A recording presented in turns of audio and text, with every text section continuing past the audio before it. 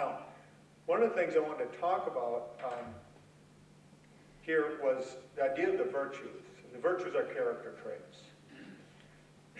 And of these four ways of thinking, it's the virtues that we have the most difficulty talking about. People in traditional societies have a much easier time talking about the virtues because there's a greater emphasis on that.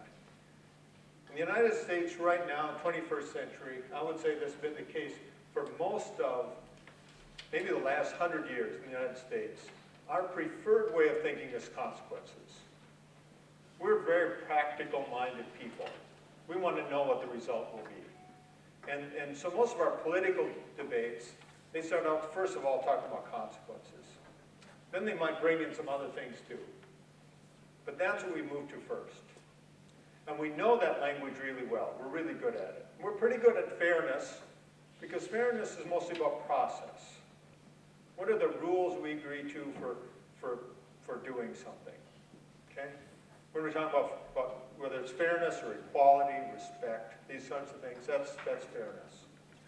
Okay? But character we have a harder time with. And that makes it problematic if we're trying to live a life that's informed by Scripture, because it's primarily Scripture thinking that you find both the Old and the New Testaments. Okay? When Jesus is telling parables, he's not simply trying to point out this is the way to act in this kind of situation. He's trying to help us develop a different way of thinking about a situation. Okay? So our perception of the problem changes, not just of the answer to the problem, but the perception of the problem. And this is what character traits do. Okay? Now, furthermore, it's primarily character traits that we pass down to our children. So this is why it's so important. If we want to be good husbands and fathers and grandparents, we have to pay more attention to character traits than anything else. The other stuff they're going to pick up, and you can pick up by just talking. But character traits you pick up by interaction, by behaviors. Because it works in this way. You do something, you act a certain way. Over a time, it's repeated. It becomes a habit.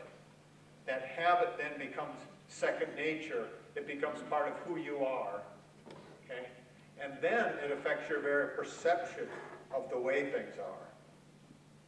Okay? So, in influencing our children's character, we are really influencing who they are, what kind of person they, and then in some ways what kind of world they inhabit.